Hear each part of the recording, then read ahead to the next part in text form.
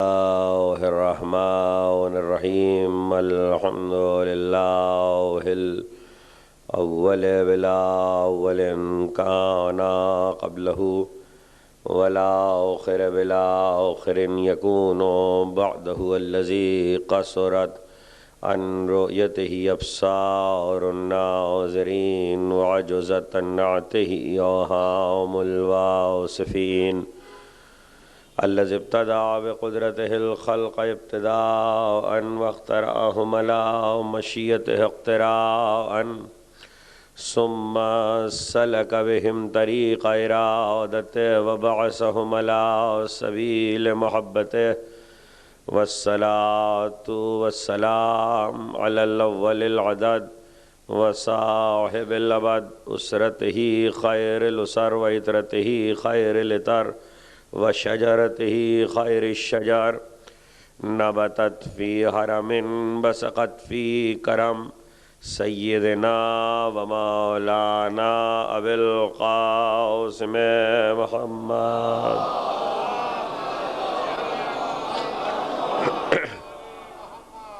وأهل بيته الطيبين الطاهرين المعصومين المظلومين الذين أذهب الله عنهم الرجس وطهرهم تطهيرا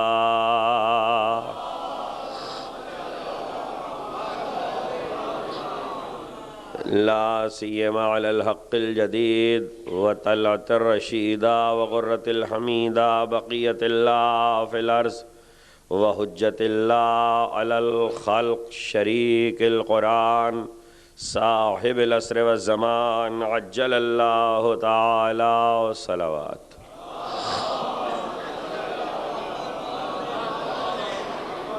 ولعنة الدائمة الباقية على أعدائهم ومنكر فضائلهم وغاصب حقوقهم أجمعين من يوم ظلمهم إلى يوم الدين أما بعد فقد قال الله سبحانه وتعالى في محكم كتابه الحكيم قل إن ربي يقذف بالحق علام الغيوب قل جاء الحق وما يبدئ الباطل وما يعيد صلوات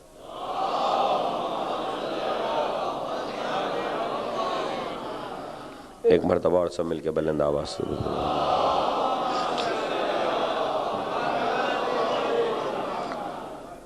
صحت کے سلسلے میں اور بعض دوسرے امور کے سلسلے میں دعاؤں کی گزارش کی گئی ہے۔ علی حسین صاحب کے لیے علیل ہیں لاہور میں، فرحان صاحب کی نانی ان کے لیے، اور صفدر صاحب، سرفراز صاحب اور جو مومنین صحت کے سلسلے میں دعاؤں کی طلب رکھتے ہیں، توفیقات میں اضافے کے لیے بانی اعضا حاضرین مجلس اور جو مومنین جو دعائیں رکھتے ہیں ان سب کی قبولیت کے لیے بآواز بلند صلوات بھیج دیں محمد۔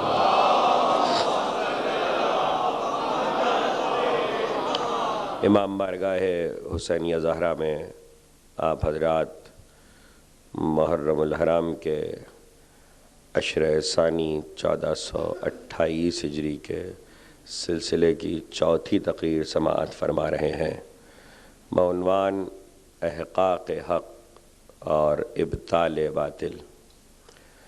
گفتگو حق اور حق کی معرفت اور اس کے احقاق پر ہے، وہ احقاق جو خود ذات واجب پروردگار عالم اپنے لیے جس کا بیان کرتا ہے، حالانکہ وہ بے نیاز ہے، وہ صمد ہے، وہ احتیاج نہیں رکھتا، وہ چاہے تو حق کو کسی بھی طرح منوا سکتا ہے، لیکن باوجود اس کے کہ وہ ہر اختیار رکھتا ہے لیکن اپنے کلمات کے ذریعے احقاق کرتا ہے، اور یہیں سے اس کے مسبب الاسباب ہونے کی معرفت ہوتی ہے۔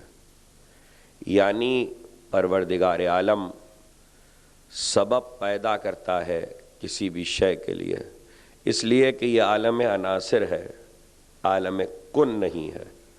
عالم کن میں جو کچھ ہوتا ہے وہ بغیر سبب کے ہوتا ہے۔ عالم عناصر میں جو کچھ بھی ہوتا ہے اس کے لیے پہلے سبب لازمی ہے، اس لیے نہیں کہ اللہ سبب کا محتاج ہے، بلکہ اس لیے کہ خدا نے خود سبب کو لازم قرار دیا ہے۔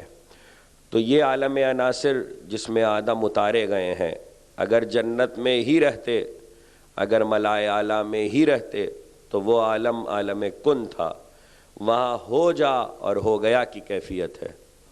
یہاں ہو جا اور ہو گیا کی کیفیت نہیں ہے، یہاں تدریج ہے۔ یہاں زمین و آسمان ہو گیا کے تحت نہیں خلق ہوئے، بلکہ 6 دن لگے ہیں۔ 6 دن اس لیے نہیں کہ اللہ کو 6 دن میں بنانا پڑا یا اللہ کو وقت لگا 6 دن کا، بلکہ یہ بتانے کے لیے کہ یہ عالم تدریج ہے، یہاں ہر کام تدریج کے ساتھ ہوتا ہے۔ اور یہی وجہ ہے پروردگار کے لیے مشکل نہیں ہے کہ وہ آسمان سے ملک کے ذریعے انسان کو کے گھر میں نومولود کو دنیا میں بھیج دے، یا بغیر آثار کے کسی کے گھر میں ولادت ہو جائے، اس لیے کہ وہ کن کا مالک ہے۔ ہو جا، ادھر ارادہ کیا، ادھر ہو گیا۔ لیکن عالم عناصر کی وجہ سے چونکہ اس نے قانون بنایا ہے، اور اس قانون کا تقاضا یہ ہے کہ جو کچھ بھی ہو وہ تدریجی مراحل کے تحت ہو، تو تدریجی مراحل جب طے ہوتے ہیں تو اس کا مطلب یہی ہے کہ بچہ دنیا میں آئے گا تو کچھ ماہ شکم مادر میں گزارے گا، پھر دنیا میں آئے گا، آثار ولادت ظاہر ہوں گے، پھر دنیا میں آئے گا۔ یہی فرق ہے یہاں والے میں اور وہاں والے میں۔ جو یہاں والا ہوگا اس پہ تدریج گزرے گی، جو وہاں والا ہوگا اس پہ تدریج نہیں گزرے گی، وہ تدریجی مرحلے نہیں طے کرے گا۔ اسی لیے اللہ نے جناب عیسیٰ جنہیں اپنا کلمہ قرار دیا، ان کی ولادت کو اپنی کتاب میں بہت تفصیل سے بیان کیا، اور اس کا مقصد ہی یہ تھا تاکہ امت اور قرآن کو پڑھنے والے اس بات کو یاد رکھیں کہ یہ جسے ہم اپنا کلمہ قرار دے دیں وہ وہاں سے آ رہا ہے، وہ عالم کن سے آ رہا ہے، اس لیے اس کے اکثر معاملات عالم کن کے ہوں گے۔ اب اگر وہ اپنے اختیار کو نہیں استعمال کر رہا ہے اور وہ اس کن کے اختیار سے کام نہیں لے رہا ہے تو وہ صرف اس لیے کہ وہ پروردگار کے تدریجی قانون کا لحاظ کر رہا ہے، اور تدریجی قانون میں جو کچھ بھی ہوگا وہ اسباب کے تحت ہوگا۔ اسی لیے عالم کن سے آنے والے جب اپنے حق کو ثابت کرتے ہیں تو احقاق کرتے ہیں، ورنہ وہ چاہیں تو لمحے بھر میں کوئی پلٹ جایا کرتا ہے، ایک لمحے کے اندر انسان پر حق ظاہر ہو جایا کرتا ہے، لیکن اسباب کو پیدا کرنے کی ضرورت اس لیے ہے تاکہ انسان کی فکر ترقی کرے۔ جب فکر ترقی کرتی ہے تو ایمان میں ارتقاء ہوتا ہے، ایمان میں زیادتی ہوتی ہے، اور اللہ یہی چاہتا ہے کہ ایمان بڑھتا رہے، کسی منزل پہ رکا نہ رہے۔ جب ایمان بڑھتا رہتا ہے تو انسان کی معرفت میں اضافہ ہوتا ہے، اس لیے جو کچھ بھی ہو رہا ہے وہ اسباب کے تحت ہو رہا ہے۔ اللہ کے رسول کو 63 برس جو گزارنے پڑے وہ سب اسباب کے تحت ہیں۔ اللہ کے رسول کو جو ہجرتیں کروانی پڑیں وہ بھی اسباب کے تحت ہیں، جو ہجرت کرنی پڑی وہ بھی اسباب کے تحت ہے۔ اللہ کے رسول کو جو جنگیں لڑنی پڑیں وہ بھی اسباب کے تحت ہے، ورنہ اللہ چاہتا تو اپنے پیغمبر کو کن کے اختیار کے تحت عالم میں، کائنات میں اقتدار عطا کر دیتا، لیکن پروردگار عالم نے ایسا نہیں چاہا، بلکہ چاہا کہ اسباب کے تحت ہمارا نبی ان حالات سے گزرے۔ اور اسی لیے اس سے پہلے کل تقریر جن مرحلوں پہ ختم ہوئی تھی ہم وہیں سے مسلسل ہو جائیں گے کہ جہاں جہاں 63 برس کی زندگی میں اللہ کے رسول نے حق کا احقاق کیا وہ اسباب کے ذریعے کیا، اور اللہ کا رسول چاہتا ہے اے جعفر طیار تم جاؤ، حالانکہ ہمیں معلوم ہے کہ ابو طالب کے زمانے سے نجاشی کے خاندان سے ہمارے تعلقات ہیں، ہم ایک خط لکھ کر بھی اسے راہ راست پہ لا سکتے ہیں، توجہ کیجئے گا، ہم ایک تحریر لکھ کر بھی اسے راہ راست پہ لا سکتے ہیں، لیکن ہمیں جو کچھ مقصد حاصل کرنا ہے وہ ایک خط سے بھی حاصل ہو سکتا ہے۔ لیکن اے جعفر تم جاؤ اور کچھ لوگوں کو لے کر جاؤ، یہ اسباب پیدا کیے جا رہے ہیں احقاق حق کے، اور جعفر طیار جا رہے ہیں حبشہ، اور وہاں گفتگو ہو رہی ہے، یہ ساری تفصیلات آپ کی سنی ہوئی ہیں، مجھے آگے بڑھ جانا ہے کہ جب جعفر طیار نے یہ کہا اس سوال پر کہ تم ہمارے عیسیٰ کے بارے میں کیا کہتے ہو اور مریم کے بارے میں کیا کہتے ہو، تو اس وقت جناب جعفر طیار نے کہا عیسیٰ اللہ کا ایک کلمہ ہے، یہاں تک کی گفتگو کل کی تھی، اب ہم آگے بڑھ جائیں گے۔ عیسیٰ اللہ کا ایک کلمہ ہے اور اس کی روح ہے۔ یہی وہ وقت تھا کہ جب نجاشی جو بادشاہ حبش ہے اس کی آنکھوں سے آنسو بہنا شروع ہوئے اور اس نے رونا شروع کیا۔ صرف نجاشی نے نہیں بلکہ اس کے اہلو پہلو کچھ ایسے لوگ کھڑے ہوئے ہیں جو کتابوں کے عالم ہیں، انہوں نے بھی رونا شروع کیا، ان کی آنکھوں سے آنسو بہنے شروع ہوئے۔ جس وقت ان کی آنکھوں سے بہتے ہوئے آنسو حضرت جعفر طیار نے دیکھے تو ان کو اطمینان ہو گیا کہ ہماری بات ان پر اثر کر گئی ہے، اس لیے کہ بات اگر دل میں نہ اترے تو آنکھ سے آنسو نہیں چھلکا کرتا۔ آنکھ کا آنسو یہ بتاتا ہے کہ بات دل میں اتر چکی ہے، تقریر اس منزل پہ احقاق حق پہ رکی ہوئی ہے۔ آنکھ کا اشک یہ بتاتا ہے کہ انسان کے دل پہ بات اثر کر چکی۔ یاد رہے کہ انسان کی آنکھ سے بہنے والے آنسو کی 3 قسمیں ہوتی ہیں۔ اس سے قطع نظر کہ وہ آنسو ندامت میں بہا ہے، پشیمانی میں بہا ہے، غم میں بہا ہے یا استعجاب و خوشی کا ہے، یہ ایک الگ مسئلہ ہے۔ جو آنسو بہ رہا ہے اس کی کیفیت کی 3 قسمیں ہیں۔ ایک یہ کہ اتنا آنسو پلکوں پر آئے کہ جس سے مچھر کا پر تر ہو جائے، توجہ کیجئے گا، اتنا آنسو پلکوں پر آئے کہ جس سے مچھر کا پر تر ہو جائے، بس یہ اتنا ہی ہو، اس سے زیادہ نہ ہو۔ یہ پہلی منزل ہے آنسو بہنے کی۔ دوسری منزل یہ ہے کہ آنکھیں چھلک پڑیں، یہ آنسو زیادہ ہے جب آنکھیں چھلک پڑیں۔ تیسری منزل یہ ہے کہ آنکھیں چھلک نہ پڑے بلکہ آنکھوں سے آنسو کا دریا جاری ہو جائے اور بہتے ہوئے آنسو انسان کے عارض و رخسار و ریش سے ہو کر، محاسن سے ہو کر سینے پر آ جائیں۔ یہ تیسری منزل ہے۔ چوتھی بھی ایک کیفیت ہے لیکن وہ بہت کم ہوا کرتی ہے۔ اس کیفیت میں پھر 2 باتیں ہیں جو اس سے آگے کی کیفیت ہے۔ اس میں اتنا روئے یا تو آنکھیں کور ہو جائیں یا خون بہنے لگے۔ یہ چوتھی اور آخری منزل ہے جو اس وقت ہمارے موضوع میں نہیں ہے۔ 3 کیفیتیں ہیں جس میں سے قرآن نے تیسری کیفیت بیان کی ہے۔ یا تو مچھر کا پر تر ہو جائے، اتنا کم آنسو ہو جس کا بیان حدیث میں ملتا ہے، یا آنکھیں چھلک پڑے، یا آنکھوں سے آنسو کا دریا جاری ہو جائے جس کا بیان قرآن میں ہے۔ مچھر کا پر تر ہو جائے، اس کا بیان حدیث میں کہاں ہے؟ ختمی مرتبت رسالت محاف صلی اللہ علیہ وآلہ وسلم۔ پیغمبر نے فرمایا اگر کوئی حسین کی مظلومیت کے خیال سے اتنا روئے کہ اس کی آنکھ پہ، پلکوں پہ جو آنسو آئے اور اس سے مچھر کا پر تر ہو جائے تو اس پہ جنت واجب ہے۔ یہ پیغمبر کی حدیث ہے۔ انکار کی گنجائش جس کے دل میں موجود ہو وہ پیغمبر سے کلام کرے، ہم سے نہ کرے، اس لیے کہ پیغمبر کی حدیث ہے اور اس کو ہمارے تاریخ شیعت میں تمام علماء نے مانا ہے۔ کبھی اس پر گفتگو کریں گے کہ اس میں کیا کیا گنجائش، اور ایک جگہ پہ نہیں، مچھر کے پر تر ہونے کی مثال کثرت سے پیغمبر سے لے کے آپ کے باقی ائمہ تک پائی جاتی ہے جنہوں نے اس معاملے میں دی کہ اتنا روئے، لیکن اس کے ساتھ ایک شرط ہے کہ حق کی معرفت رکھتا ہو، عارفن بحق، حق حسین کو پہچانتا ہو۔ روئے تو اتنا آنسو بہت ہے لیکن حق حسین کو پہچانتا ہو۔ عرض کریں گے آنے والی تقریروں میں کہ حق حسین کیا ہے، اور جب حق حسین کو پہچانے تو صرف اتنا سا آنسو جو چراغ بن کے، اس کو کہتے ہیں آنکھ کا ڈبڈبانا، یہ ذرا سا آنسو، اس کے بعد آنکھیں چھلک جانا۔ اور تیسری کیفیت آنکھوں سے آنسو کا دریا جاری ہو جانا۔ حضرت جعفر طیار نے جس وقت یہ سورہ مریم کی آیتوں کی تلاوت کی، یہ تمہید اس لیے تھی، اور یہ کہا کہ اے بادشاہ حبش، ہمارے عقیدے میں آپ کی عیسیٰ ایک کلمہ ہے، اللہ کا، اور اس کی روح ہے۔ اور سورہ مریم کی آیتوں کو اور حضرت جعفر طیار کے بیان کو سن کر نجاشی رونے لگا۔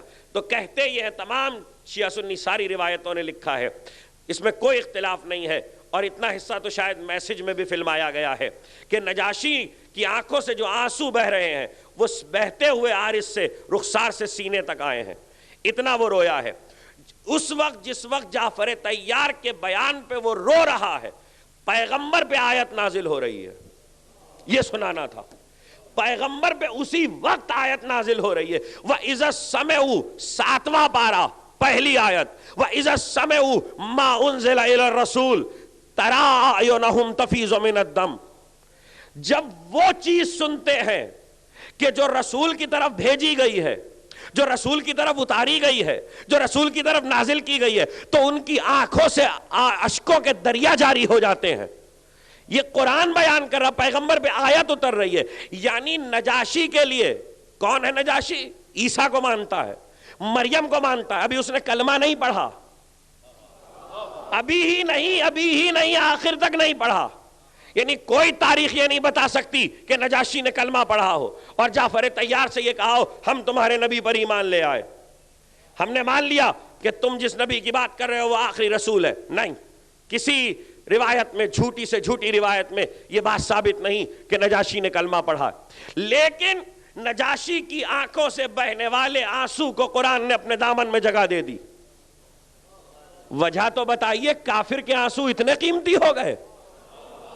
کچھ کہہ رہا ہوں، کافر کے آنسو اتنے قیمتی ہو گئے کہ قدرت اسے اپنی کتاب میں جگہ دے، جبکہ وہ کلمہ گو کے آنسو نہیں ہے، وہ مسلمان کے آنسو نہیں ہے، وہ رسول کو ماننے والے کے آنسو نہیں ہے، اور قرآن اسے جگہ دے رہا ہے اور کہہ رہا ہے وَإِذَا السَّمِعُ مَا أُنزِلَ إِلَى الرَّسُولِ تَرَىٰ أَعْيُنَهُمْ تَفِيضُ مِنَ الدَّمْعِ، جب وہ سنتے ہیں وہ کچھ جو اللہ کے رسول پر نازل ہوا، بڑی احتیاط رکھی ہے اللہ نے یہاں لفظوں کی، وہ سنتے ہیں وہ کچھ جو آیتیں آئیں، نہیں، وہ سنتے ہیں وہ کچھ جو قرآن اترا، نہیں، وہ سنتے ہیں وہ کچھ جو اللہ کے رسول پہ نازل ہوا۔ اللہ یہاں یہ بھی کہہ سکتا تھا کہ آیتوں کو سنے، اس لیے کہ دوسرے مقام پہ خود قرآن نے کہا وَإِذَا تُتْلَى عَلَيْهِمْ آیَاتُ الرَّحْمَٰنِ خَرُّوا سُجَّدًا وَبُكِيًّا، جب ان پر رحمان کی آیتوں کی تلاوت کی جاتی ہے تو وہ روتے روتے سجدے میں گر پڑتے ہیں۔ یہاں آیتیں مراد تھی تو آیتیں کہیں، وہاں آیت مراد نہیں تھی اس لیے آیت نہیں کہی۔ وہاں گفتگو کیا ہے؟ ما انزل الی الرسول، جو کچھ بھی رسول پہ اترا ہو، جو بھی پیغمبر پہ بھیجا گیا ہو، صرف آیتیں نہیں۔ جب وہ سنتے ہیں تو ان کی آنکھوں سے آنسو بہنے لگتے ہیں۔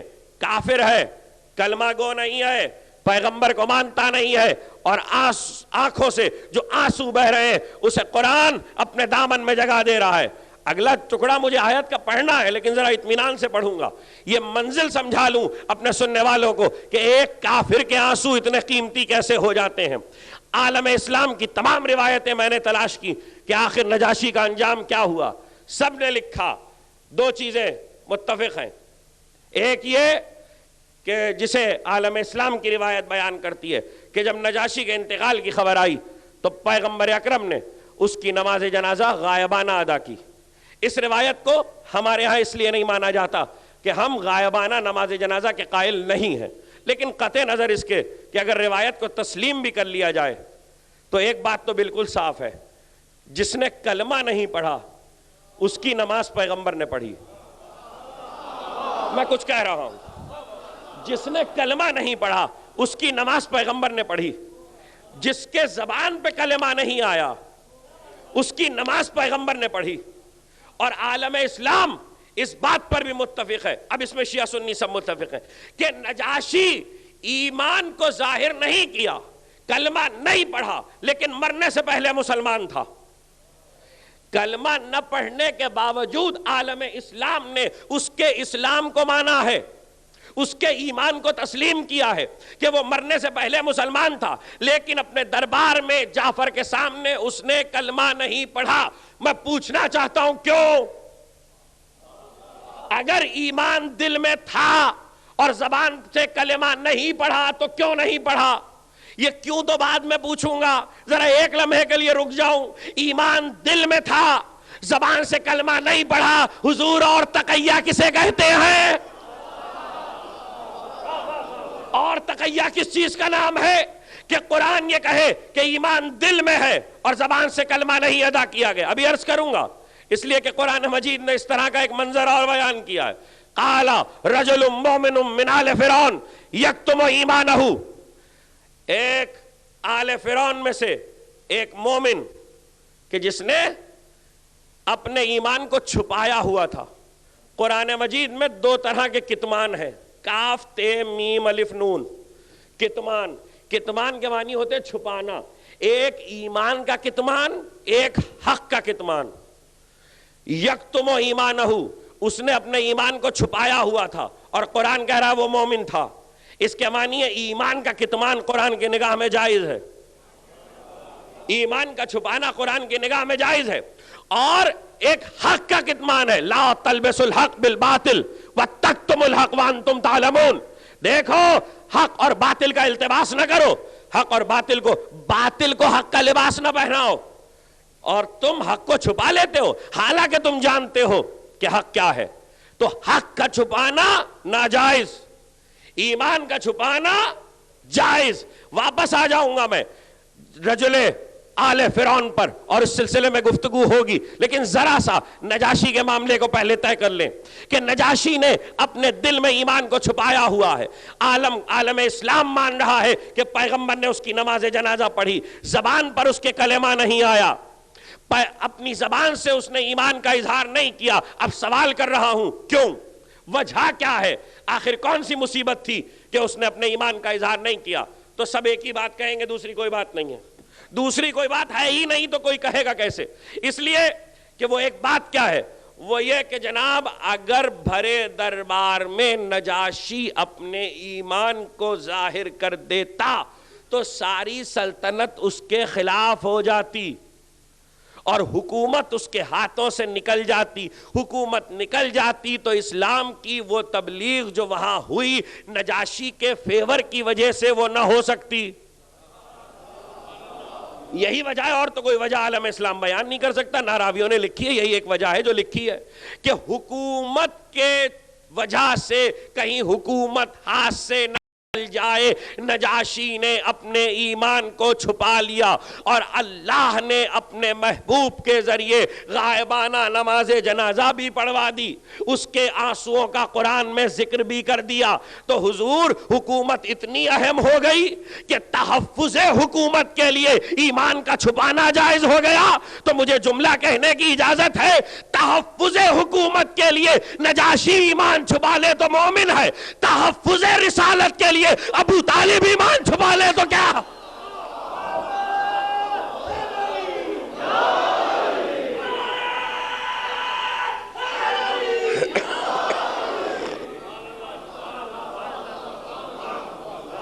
یہ تحفظ رسالت ہے، ایمان کو چھپایا ہوا ہے۔ اچھا ایمان کو چھپا لیا، آنسو آنکھوں سے بہ رہے ہیں، بھرے دربار میں کوئی نہ سمجھا کہ یہ آنسو کائے کے ہیں۔ کچھ کہہ رہا ہوں، عیسائیوں کے راہب بیٹھے ہوئے ہیں، دربار بھرا ہوا ہے، مکے کے کافروں کا وفد موجود ہے، جعفر سمجھ گئے اور کوئی نہ سمجھا کہ آنسو کاہے کے ہیں۔ معلوم یہ ہوا کہ آنسو کی شناخت ہر ایک کو نہیں ہوا کرتی، آنسوؤں کی پہچان ہر ایک کو نہیں ہوا کرتی، ہر ایک آنسو نہیں پہچانا کرتا کہ یہ آنسو کاہے کے ہیں۔ جعفر پہچان گئے، آنسوؤں سے رشتہ ہو تو پہچانے، آنسوؤں سے تعلق ہو تو پہچانے، اشکوں سے تعلق ہو تو پہچانے۔ جعفر پہچان گئے۔ اب آیت کا ٹکڑا بڑا خطرناک ہے، میں کیا کروں؟ پورے قرآن کو گواہ کر کے کہہ رہا ہوں، اس ٹکڑے کو محفوظ کیجئے گا۔ وَإِذَا سَمِعُوا مَا أُنزِلَ إِلَى الرَّسُولِ تَرَىٰ أَعْيُنَهُمْ تَفِيضُ مِنَ الدَّمْعِ، جب ان کے سامنے وہ کچھ پڑھا گیا یا پیش کیا گیا جو رسول پہ نازل ہوا تھا تو وہ اسے سن کے رونے لگے، ان کی آنکھوں سے آنسو کے دریا جاری ہوئے۔ کیوں؟ مما عرفوا من الحق، اس لیے کہ انہوں نے حق کو پہچان لیا تھا۔ مما عرفوا من الحق، اس لیے کہ انہوں نے حق کو پہچان لیا تھا۔ یعنی آنسو شناخت حق کی شناخت کی علامت بن گئے، آنسو حق کی پہچان کی علامت بنے۔ اب پورے قرآن کو گواہ کر کے پوچھ رہا ہوں، جو میں کہہ رہا ہوں اس کا ذمہ دار ہوں، میرے جملوں سے کوئی مطلب نہ نکالے۔ پورے قرآن میں ایک آیت ایسی دکھا دیجئے کہ نماز حق کو پہچانواتی ہو۔ توجہ کیجئے گا، پہلے پوری بات سن لیجئے گا پھر کوئی نتیجہ نکالے۔ پورے قرآن میں کوئی ایسی آیت دکھائیے کہ نماز حق کی شناخت بن جائے۔ پورے قرآن میں کوئی ایسی آیت دکھائیے کہ اذان حق کی شناخت ہو۔ پورے قرآن میں کوئی ایسی آیت دکھائیے کہ روزہ حق کی شناخت ہو۔ پورے قرآن میں کوئی ایسی آیت دکھائیے کہ مناسک حج حق کی شناخت ہو۔ پورے قرآن میں کوئی ایسی آیت دکھائیے کہ زکوٰۃ حق کی شناخت ہو، نہیں ملے گی۔ قرآن یہ کہہ رہا ہے آنسو حق کی شناخت ہیں، آنسو حق کی پہچان ہے۔ بڑا فرق ہے حضور، نماز اور ہے، آنسو اور ہے، دونوں میں بڑا فرق ہے، اس لیے کہ نماز حق کا شعار ہے، حق کی شناخت نہیں ہے۔ کیسے بتاؤں؟ نماز حق کا شعار ہے، حق کی شناخت نہیں ہے۔ روزہ حق کا شعار ہے، حق کی شناخت نہیں ہے۔ یعنی حق کو تسلیم کرنے کے بعد نماز واجب، روزہ واجب، زکوٰۃ واجب، حج واجب، اور واجب شعار ہوا کرتا ہے، شناخت نہیں ہوتا۔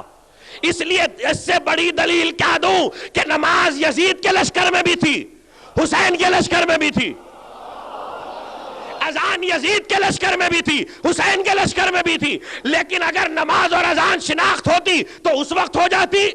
جب اس وقت نہ ہو سکی تو اب کب ہوگی؟ قیامت تک اب ایک ہی حق کی شناخت رہے گی، آنسو۔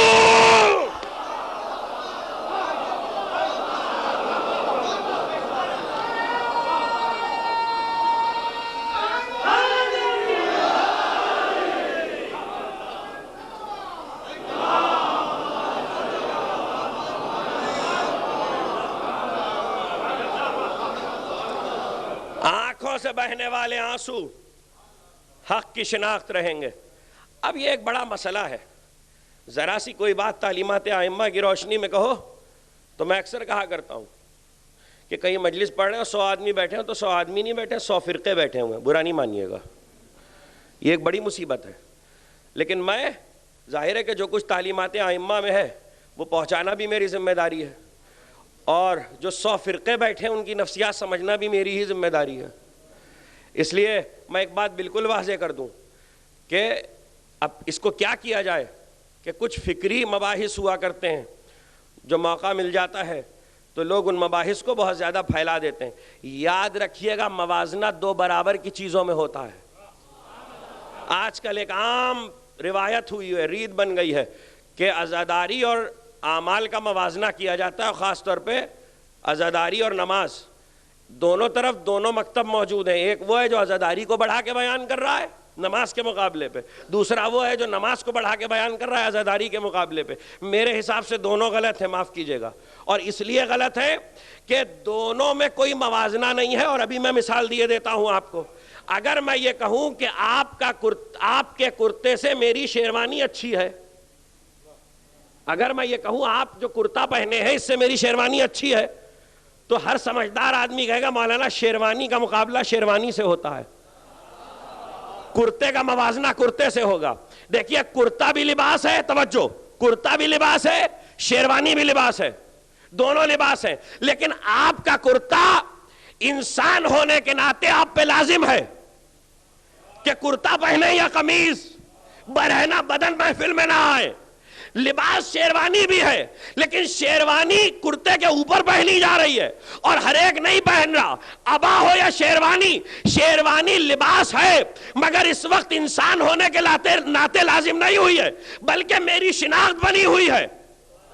آپ کا کرتا آپ کی شناخت نہیں ہے، انسان ہونے کے ناطے لازم ہوا ہے۔ یہی فرق ہے نماز میں حسین میں، کہ نماز مسلمان ہونے کے ناطے واجب ہو گئی ہے، عزاداری اس وقت شناخت ہے۔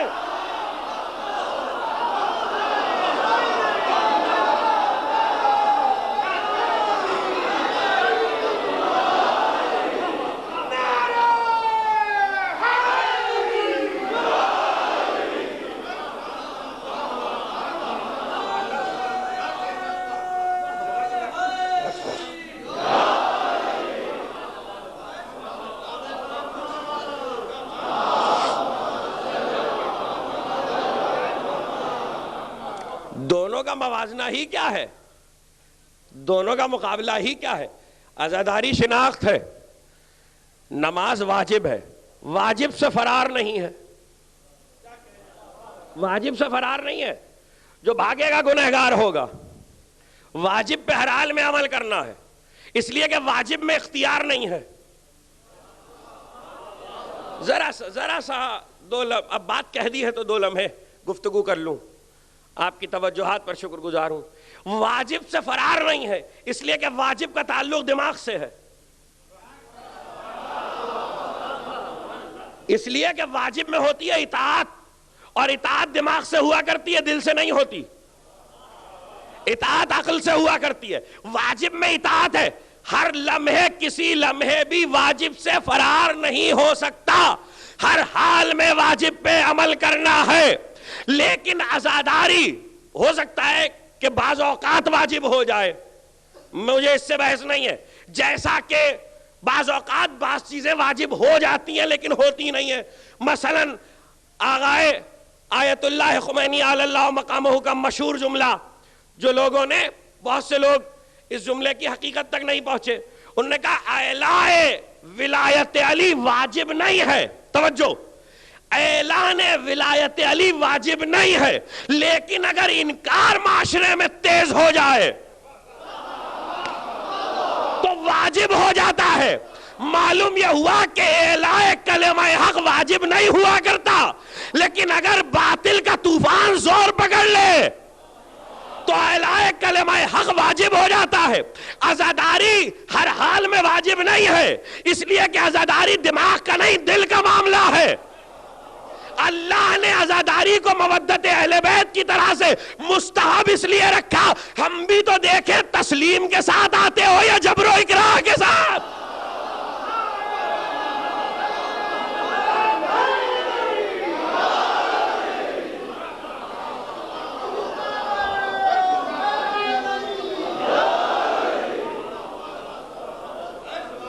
یہی عدل کی راہ ہے، یہی عدل کی راہ. یہاں جو جھک کے آئے گا، دیکھو دل کا معاملہ ہے، اور دل کے معاملے کا مطلب یہ ہے کہ دیکھیں تو کون تسلیم کرتا ہے، کون سر کو جھکا رہا ہے. اسی لیے سروں پہ نہیں رکھی. ہاں ایک بات عرض کر دوں، مودت اختیاری ہے. توجہ کیجئے گا، ذرا سی بات آ گئی تو اب بعض علم کلام کے مسائل واضح کر دوں اپنے دوستوں کے. مودت اختیاری ہے، لیکن مودت کو اختیار کرنے کے بعد اگر کوئی یہ سمجھے کہ دین علی تھوڑا لے لو تھوڑا چھوڑ دو تو وہ غلط فہمی میں ہے. اس لیے کہ آپ کے پاس یہ تو اختیار ہے کہ آپ دین علی قبول کریں یا نہ کریں، لیکن یہ اختیار نہیں ہے کہ دین علی ماننے کے بعد تھوڑا سا اختیار کر لیں، تھوڑا سا انکار کر دیں. یعنی یہ نہیں ہو سکتا کہ علی ولی اللہ بھی پڑھیں اور فضیلت علی سے انکار بھی کریں. یہ نہیں ہو سکتا، اس کا امکان نہیں ہے. اس لیے کہ یا تو دین قبول کیا جاتا ہے یا دین سے انکار کیا. اسی لیے اختیار رکھا اور بینات کے ساتھ آتا ہے. قالا رجل مومن من آل فرعون. آنے والی کسی تقریر میں، یہ حال کا مسئلہ بھی بڑا حق و باطل کا معاملہ ہے، آنے والی کسی تقریر میں انشاءاللہ آل کے سلسلے میں بھی گفتگو کریں گے. آج کل بڑا، اب جو لوگ واقف ہیں کہ عالمی طور پر میڈیا پہ کیا گفتگو ہو رہی ہے، خاص طور پر وہ تمام میڈیا جو اردو زبان میں اپنے پروگرام نشر کرتا ہے، اس میں اس طرح کے مسائل زیادہ ہیں. تو خیر ہم بات کریں گے کہ آل کا معاملہ کیا. قال رجل مومن من آل فرعون. آل فرعون میں سے ایک مومن نے اس وقت کہا کہ جب موسیٰ کو سزا سنائی جا رہی تھی، اتقتلون رجلا، کیا تم اس مرد کو قتل کر دو گے؟ کون بول رہا ہے؟ نام نہیں بتایا قرآن نے، یہاں اس مرد کا نام نہیں بتایا قرآن نے کہ بولا کون، صفت بتائی. قال رجل مومن من آل فرعون. آل فرعون میں سے ایک مرد مومن بولا. اس کا ایمان بھی قرآن نے لکھ دیا اور یہ بھی بتا دیا رجل تھا جو بولا. یعنی احقاق حق کی منزل پر رجل ہی بولا کرتے ہیں. اب یہ قرآن کا مزاج ہے کہ قرآن بعض لفظ ایسے استعمال کرتا ہے کہ کوئی اس کی حقیقت تک پہنچ نہیں سکتا آسانی کے ساتھ. احقاق حق کی منزل پر رجل ہی بولا کرتے ہیں. یکتم ایمانہ، جس نے اپنے ایمان کو چھپایا ہوا تھا اب تک، اب بولا. اب کیوں بولا؟ جب اب تک چھپایا ہوا تھا تو اب کیوں بولا؟ اپنے عہد کے، دیکھیے کیوں رکھا تھا اللہ نے اسے، اللہ نے اس دن کے لیے اسے رکھا تھا. اپنے عہد کے نبی کی جان پہ بنائی تھی.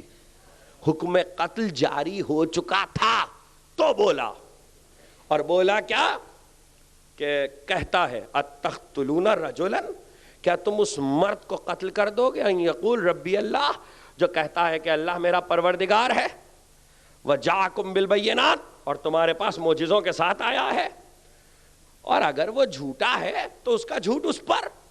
ابھی عجیب مزاج کی گفتگو کی ہے. نام ان کا جناب حزقیل ہے کہ جو بولے ہیں اس وقت.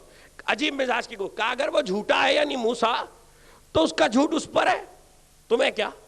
اور اگر وہ سچا ہے کہ کوئی خدا ہے ہی تو پھر تم کیا جواب دو گے اگر محشر میں تمہیں خدا کو ماننا ہی پڑا. اس لیے سامنے آ ہی گیا، اس لیے کہ دو دلیلیں، دو میں سے کوئی ایک تو ماننی پڑے گی. اگر وہ جھوٹا ہے تو ٹھیک ہے، ماننے میں کوئی حرج نہیں، اس کی بات سن لو، اس کا جھوٹ اس پر. اور اگر وہ سچا ہے تو پھر تم کیا کرو گے، اس لیے کہ تم انکار کر رہے ہو. ماننے میں جان نہیں جاتی، انکار میں جان جاتی ہے. ماننے میں عقبہ برباد نہیں ہوتی، انکار میں عقبہ برباد ہوتی ہے. ماننے میں عاقبت خراب نہیں ہوتی، انکار میں عاقبت خراب ہوتی ہے. تو حضرت حزقیل کی دلیل ہی کو دوہرا دوں لفظ بدل کے، ذرا سے لفظوں کی تبدیلی سے اسی دلیل کو آج کے دور میں دوہرا دوں کہ موسیٰ کے لیے کہا کہ اگر خدا کے معاملے میں یہ جھوٹا ہے تو اس کا جھوٹ اس پر، اور اگر خدا کے معاملے میں یہ سچا ہے کہ خدا ہے ہی تو پھر یقیناً محشر کے دن تم سے بحث پرس ہوگی. تو علی کے معاملے میں اگر ہم جھوٹے ہیں تو ہمارا جھوٹ ہم پر، لیکن اگر محشر میں علی سچے نکل ہی آئے.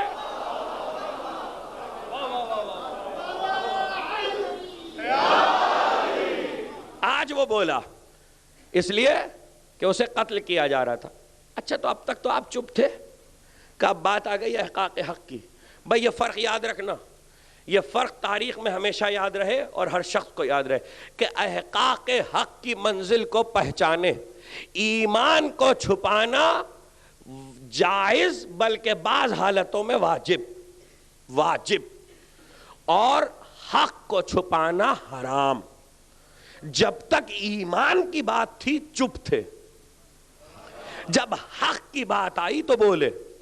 کیوں حق کی بات کیا آئی؟ اپنے عہد کے نبی کی گردن پہ تلوار آ گئی تھی، یعنی وقت کے حجت خدا کو بچانا ضروری تھا.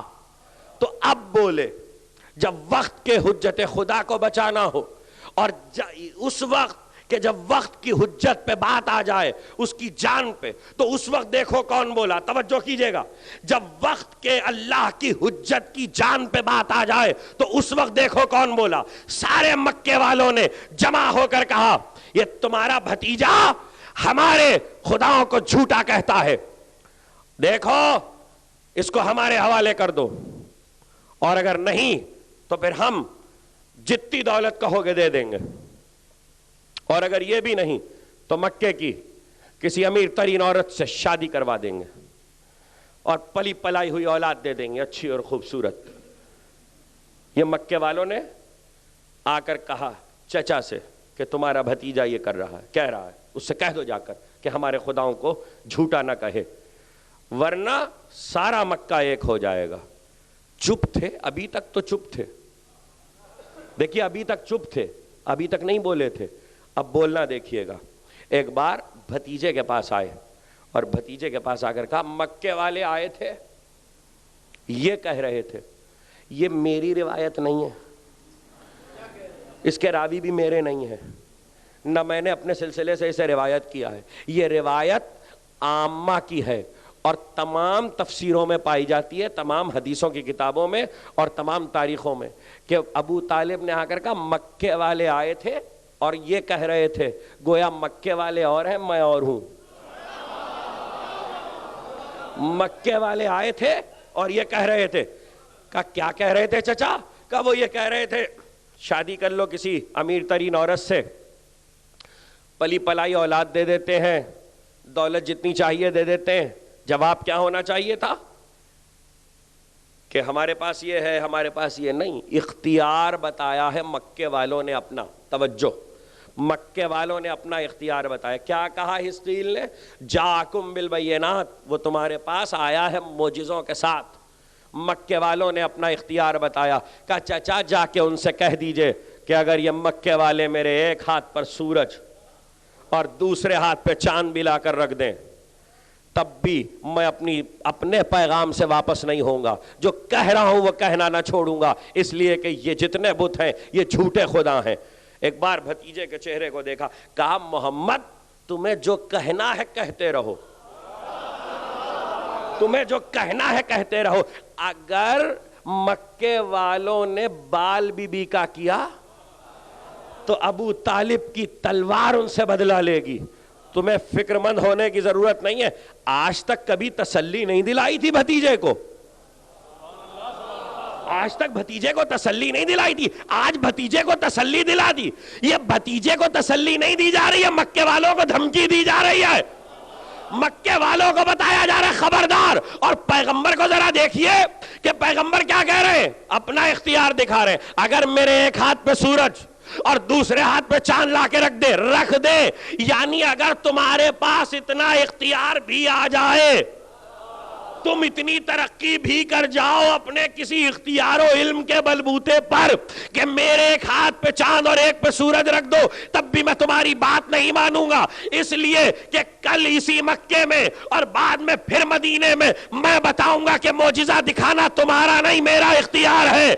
یہی چاند میری انگوش سے 2 ٹکڑے ہوگا، یہی سورج 7 بار میرے وسیع کے اشارے پہ پلٹے گا، اور پھر جو معجزہ لے کے آئے گا تو وہ احقاق حق ہے۔ 2 جملے رک کر کہہ دوں کہ بہت لوگوں کو حیرانی ہے کہ سورج پلٹا علی کے لیے، یاد رکھیے گا میں نے بھی ایک جملہ کہا تھا، احقاق حق ہوتا ہے انکار کرنے والوں کے مقابلے پر۔ سورج کا پلٹنا مدینے کا واقعہ ہے، چاند کا 2 ٹکڑے ہونا مکے کا واقعہ ہے۔ چاند کا 2 ٹکڑے ہونا کافروں کے لیے ہوا تھا، لیکن سورج کا پلٹنا تو مدینے کا واقعہ ہے، اور صرف مدینے کا نہیں ہے حضور، 7 مرتبہ ہوا ہے، کچھ بار پیغمبر کی زندگی میں ظاہری حیات میں اور کچھ بار پیغمبر کی ظاہری حیات کے بعد، یہاں تک کہ جب علی صفین میں جا رہے تو اس وقت بھی سورج پلٹایا گیا اور علی نے پلٹایا ہے۔ یہ 25 سال کے عرصے پر محیط ہے 7 بار سورج کا پلٹنا، یعنی شہادت سے 2 سال پہلے تک علی نے آخری بار سورج پلٹایا ہے۔ ایک ہی واقعہ اتنی بار، جبکہ کافروں کا دور ختم ہو چکا۔ مسئلہ کافروں کا نہیں ہے، قرآن کہہ رہا معجزہ احقاق حق کے لیے ہوتا ہے، اور احقاق حق سے انکار کرنے والوں کے سامنے کیا جاتا ہے۔ اس کے معنی ہے کہ علی کے حق کا انکار ہو رہا ہے، اس لیے سورج پلٹایا جا رہا ہے۔ مجھے علی کے سورج پلٹانے پہ کوئی حیرت نہیں ہے، اس لیے کہ ابن حجر مکی نے جو انتہا سے زیادہ تعصب برتتے ہیں فضائل اہل بیت لکھنے میں، انہوں نے بھی اپنی کتاب صواعق محرقہ میں ایک عجیب و غریب واقعہ لکھ دیا۔ حیرت تو ہونی چاہیے اس واقعے پر لوگوں کو، علی کے سورج پلٹانے پہ نہیں ہونی چاہیے۔ ابن حجر مکی نے یہ واقعہ لکھا ہے اور اس پہ تنقید و جرح بھی نہیں کی، اسے صحیح مانا ہے۔ ابو المظفر منصور کے دربار میں امت جمع ہے، درباری جمع ہے، علماء جمع ہے، فیصلہ یہ ہوا کہ جو موجود ہے اپنے اپنے بزرگوں کے فضائل سنائے گا، آج اپنے اپنے بزرگوں کی فضیلتیں سنائے گا۔ سب نے طے کیا پہلے یہ صاحب سنائیں گے، پھر یہ عالم سنائیں گے، پھر یہ عالم سنائیں گے۔ بہت آخر میں جب صبح سے شام ہوئی تو عصر کے بعد ایک ایسے کو وقت دیا گیا جو علی کا چاہنے والا ہے، لکھنے والا ابن حجر مکی، میں ذمہ دار نہیں ہوں، جو علی کا چاہنے والا ہے، اسے اس لیے موقع دیا گیا کہ آفتاب غروب ہو جائے گا، عصر کے بعد تھوڑا سا وقت باقی رہ جائے گا، اتنی دیر میں کتنے فضائل سنا سکے گا؟ آفتاب کے غروب ہونے کے بعد بس درہم برہم ہو جائے گی اور ہم اپنے گھروں کو واپس چلے جائیں گے، دربار برخاست ہو جائے گا۔ کہتے ہیں صبح سے شام ہوئی، سب نے اپنے اپنے بزرگوں کی فضیلتیں بیان کی۔ جب عصر کا وقت گزر چکا تو اس سے کہا اب تم آؤ اپنے مولا کی فضیلت بیان کرو۔ یہ آیا اور اس سے کہا، جب اس نے فضائل بیان کرنا شروع کیے تو لوگوں نے کہا دیکھو جلدی جلدی جو کچھ کہنا ہے کہہ لو، ابھی سورج غروب ہونے والا ہے اور ہمیں اپنے گھروں کو واپس جانا ہے، اس دربار کو برخاست ہونا ہے۔ تو ایک بار اس نے مسکرا کے کہا میں سورج کو غروب ہونے کی اجازت دوں گا تو غروب ہوگا۔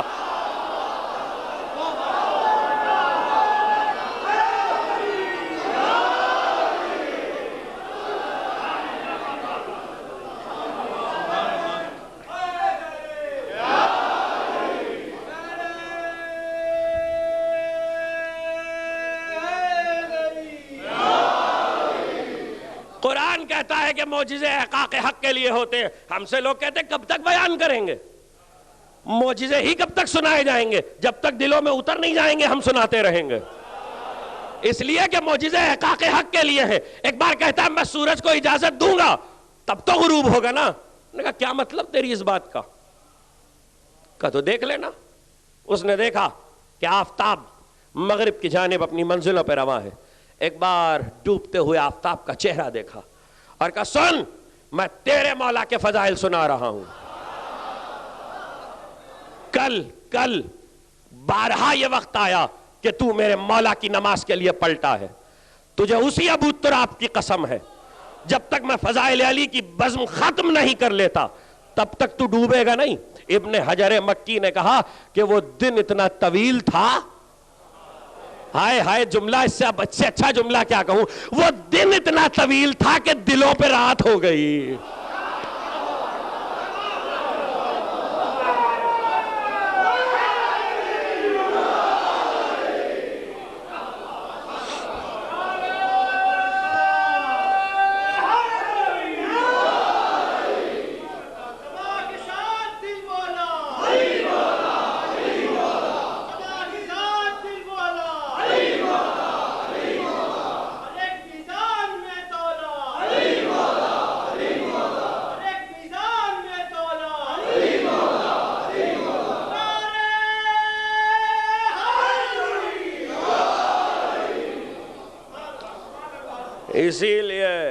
اسی لیے غالب نے اپنے ایک فارسی قصیدے میں کہا کہ تجھ میں اور مجھ میں کتنا فرق ہے سورج کو مخاطب کر کے.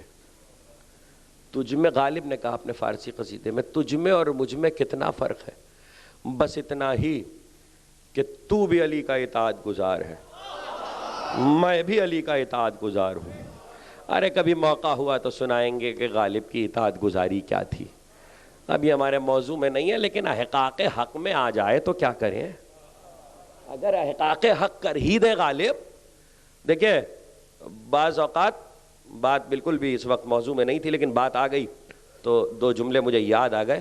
مفتی صدر الدین آزردہ جو غالب کے عہد میں سرکاری مفتی ہیں بہادر شاہ ظفر کی طرف سے، اور جن لوگوں نے غالب کا عہد پڑھا ہے، غالب کے دور کا مطالعہ کیا، وہ جانتے ہیں کہ سرکاری طور پر یہ بڑے شاعر تھے اور منصبدار تھے. تو مفتی صدر الدین آزردہ نے جب غالب نے شعر کہا، غالب ندی میں دوست سے آتی ہے بوئے دوست، مشغول حق ہوں بندگی ابو تراب میں. تقریر یہاں سے مڑی تھی کہ یوں خاموش رہے لیکن جب بولنے کا وقت آئے تو بولنا چاہیے. تقریر یہیں سے مڑی تھی، واپس آ جاؤں گا. کہا غالب ندی میں دوست سے آتی ہے بوئے دوست، مشغول حق ہوں بندگی ابو تراب میں. تو مفتی صدر الدین آزردہ نے غالب کی غزل کا یہ شعر سن کر، اس غزل میں، یہ غزل کا شعر ہے اور غزل کا مقطع ہے، اس غزل میں غالب نے کئی شعر امیر المومنین پہ کہے ہیں. کل کے لیے کراج نہ خست شراب میں بخالت، خست بخالت کو کہتے ہیں. کل کے لیے کر آج نہ خست شراب میں، یہ سوئے زن ہے ساقی کوثر کے باب میں.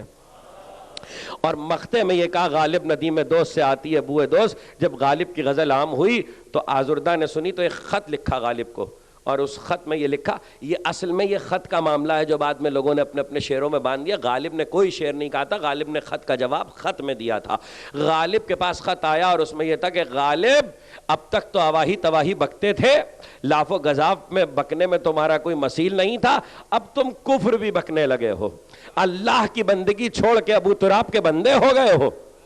دیکھو جہنم کی آگ میں جلو گے اور جہنم کی آگ تمہیں جلائے گی. جب خط آیا غالب کے پاس تو غالب نے اس کا جواب لکھا، مفتی صاحب مجھے جہنم کی آگ میں جلنا منظور ہے، اس لیے کہ میں خدا سے دعا کروں گا خداوندا مجھے اس جہنم کا ایندھن بنا دے تاکہ مفتی صاحب جیسوں کو جلاؤں.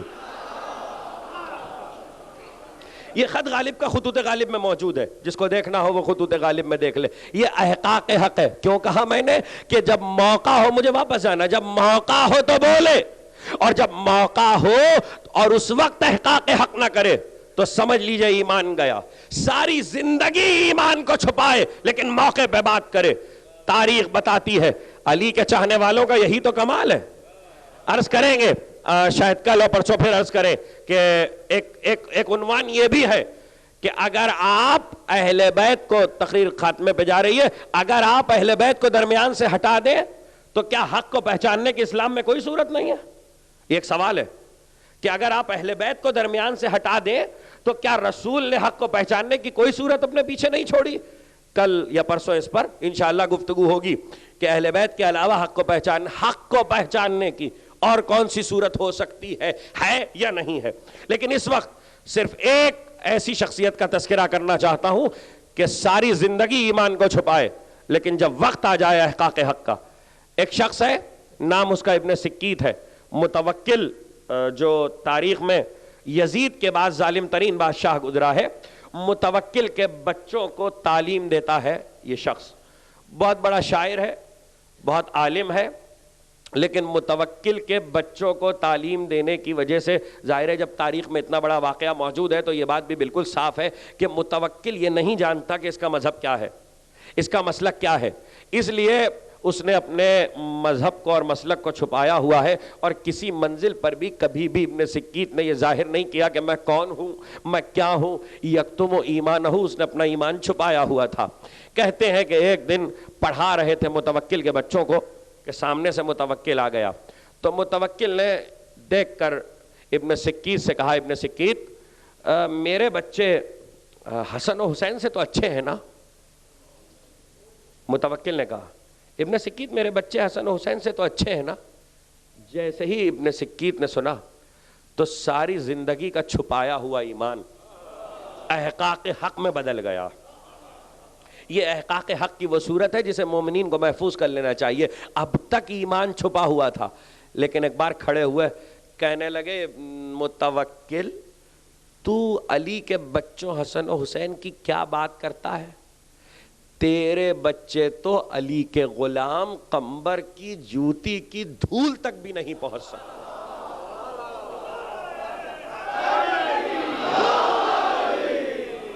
تیرے بچے علی کے غلام قمبر کی جوتی کی دھول کے برابر بھی نہیں ہیں. یہ سننے کے بعد متوکل نے زمین پر لٹوا کے دھوپ میں میخیں ٹھکوا دی ابن سکیت کے بدن میں. جان گئی احقاق حق پر.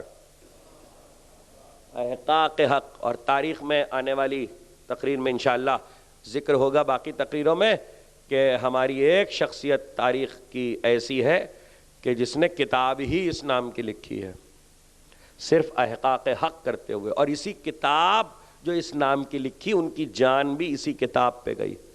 اور عرض کریں گے کہ جب ان کی جان لی جا رہی تھی تو لوگوں نے ان سے پوچھا تھا کہ آپ نے تقیہ کیوں نہیں کیا؟ وہ ساری تفصیل آئے گی، آج کی حد تک نہیں. یہ احقاق حق ہے اور احقاق حق کی یہی تاریخ علی سے ہو کے، علی کے چاہنے والوں سے ہو کر یہاں تک پہنچتی ہے کہ کسی منزل پر بھی کسی چاہنے والے نے، چاہے وہ ابھی آیا ہو چاہے ایک مدت سے ساتھ ہو، اس نے جب وقت آ گیا حق کے احقاق کا تو سیرت الہی پر عمل کیا.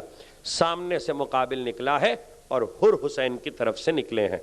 2 جملے سنانا چاہتا ہوں، اس کے بعد مصائب پر آ جاؤں گا. جناب حر کے ایک بار حر نکلے ہیں ادھر سے امام حسین سے اجازت لے کے. سامنے سے لشکر یزید سے ایک بڑا سردار آیا ہے. چونکہ ابھی لشکر یزید سے ہی آئے تھے اس لیے سب کوفے کے جاننے والے ہیں. اس نے کہا حر تمہیں کیا ہو گیا؟ اس نے گفتگو یہاں سے شروع کی بجائے رجس پڑھنے کے. اس نے کہا حر تمہیں کیا ہو گیا؟ بادشاہت ہے، ریاست ہے، مالگزاریاں ہیں، خراج ہے، لشکر ہے، فوج ہے، نعمتیں ہیں، یہ سب چھوڑ کے، صوبیداریاں ہیں، یہ سب چھوڑ کے تم حسین کی طرف جا رہے ہو. بتائیے اس کا کیا جواب تھا؟ اس جملے کا جواب کیا تھا؟ حر کو کیا کرنا چاہیے تھا؟ تلوار کھینچتے اور لڑائی شروع کر دیتے. لیکن جیسا جملہ تھا ویسا جواب دیا. پہلے تاریخ میں اپنا جواب لکھوایا حر نے تاکہ احقاق حق لکھا تو جائے کہ ہم نے سن نہیں لی باطل کی بات. حر نے کہا تم صوبیداریوں کی بات کرتے ہو، تم حکومت کی بات کرتے ہو، تم نعمتوں کی اور لشکر کی بات کرتے ہو. عجیب جملہ حر نے کہا ہے. 72 گئے ہیں. اس ٹکر کا جملہ، بہت سے جملے اپنی اپنی جگہ شاندار ہے، لیکن کیا کہنے ہمارے ماں باپ قربان حسین کے اس ناصر پر. ایک بار حر نے عجیب جملہ کہا احمق ہوگا تم جیسا شخص جو حسین کو چھوڑ کر بدنسب کی اطاعت کرے. احمق ہوگا تم جیسا شخص جو حسین کو چھوڑ کر بدنسب کی اطاعت کرے. حر نے فرق لکھوایا تاریخ میں. ہاں ہاں ہاں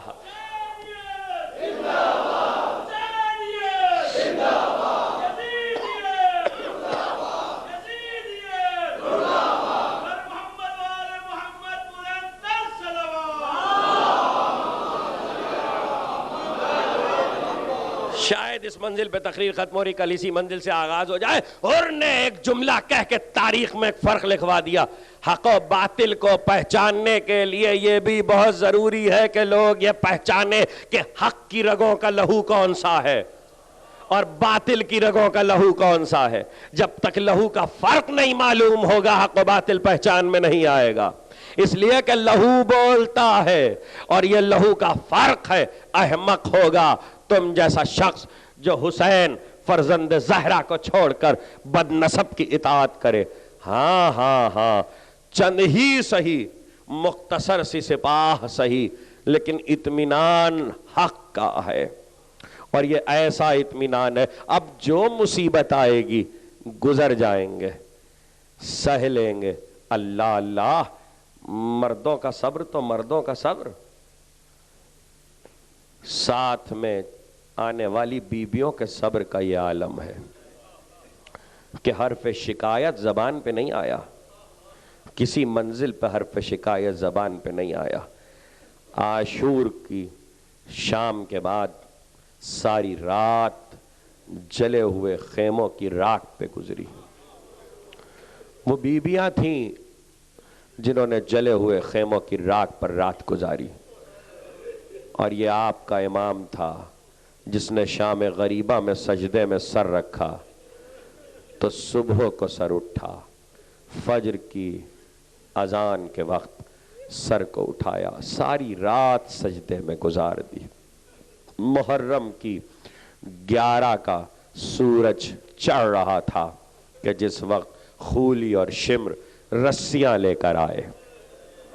2-4 جملے سن لیجئے. رسیاں لے کر آئے. مقتل کہتا ہے کہ صرف رسیاں نہیں بلکہ بے کجاوا اونٹ، بغیر محمل کے ناقے، بغیر اماری کے اونٹ. اور ایک بار جس وقت رسیوں کو لے کر قریب آئے تو جناب زینب آگے بڑھی. کہا شمر کیا ارادہ ہے؟ کا حکم ہوا ہے کہ مشکوں کو باندھ کے، ہاتھوں کو پشت گردن سے باندھ کے لے چلیں. بہت ذمہ داری کے ساتھ مصائب پڑھنے کا عادی ہوں.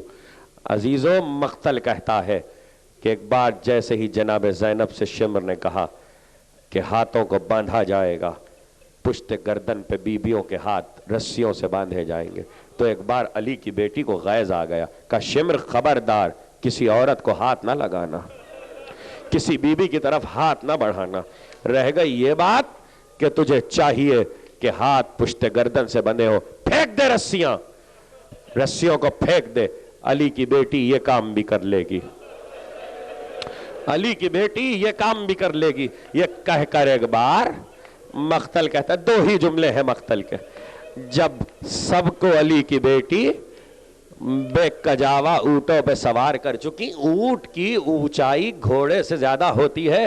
سوار کرنے والے کے لیے سہارا ہونا چاہیے، سوار ہونے والے کے لیے. مقتل کہتا ہے ایک ایک بیوی کو علی کی بیٹی نے بندھے ہوئے ہاتھوں سے سہارا دے کر سوار کیا اور سوار کرتی جاتی تھی، سہارا دیتی جاتی تھی.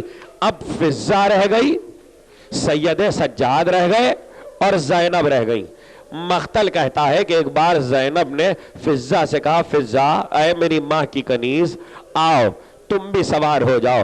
فضہ نے کہا بی بی یہ کیسے ہو سکتا؟ کہا فضہ میں تجھے حکم دیتی ہوں، میں تجھے حکم دیتی ہوں. فضہ کو سہارا دے کے ناقے پہ سوار کیا. جب فضہ کو بھی سوار کر چکی تو اب زینب ہے اور آپ کا چوتھا امام ہے، جس کے ہاتھوں میں ہتھکڑیاں ہیں، پاؤں میں بیڑیاں ہیں، کمر میں لنگر ہے، گلے میں توق ہے۔ ایسے میں ایک بار زینب کیسے سوار ہو؟ کوئی سہارا دینے والا نہیں۔ مقتل کے جملے یہ ہے کہ آپ کا چوتھا امام اپنی جگہ سے اٹھا، خاک پر سے اٹھے، زنجیروں کو سنبھال کے ناقے کے قریب آئے اور بیٹھ گئے اور ایک جملہ کہا، پھوپھی میں سجدے کی حالت میں چلا جاتا ہوں، آپ میرے پشت پر پیر رکھ کر ناقے پہ سوار ہو جائیے۔ کہا بیٹا تم امام وقت ہو، بس یہ کہنا تھا کہ سید السیدین نے کہا اے پھوپھی اماں اگر میں امام وقت ہوں تو میں آپ کو حکم دیتا ہوں، میں سجدے کی حالت میں جاتا ہوں، آپ میرے دوش پر پشت پہ پیر رکھ کر ناقے پہ سوار ہو جائیے۔ اب چونکہ وقت کے امام کا حکم تھا، آپ کا امام سجدے کی حالت میں گیا، جناب زینب نے پشت پہ پیر رکھا، لیکن عزیزو آپ کا امام بہت لاغر ہو چکا تھا، امام بہت کمزور ہو چکے تھے۔ کہتے ہیں کہ امام سے بوجھ نہ سہارا گیا، جیسے ہی بوجھ نہ سہارا گیا، علی کی بیٹی نے ایک بار علقمہ کا رخ کیا، آواز دی عباس، مدینے سے بڑی شان سے لائے تھے، بھیا بے نصیر ہو۔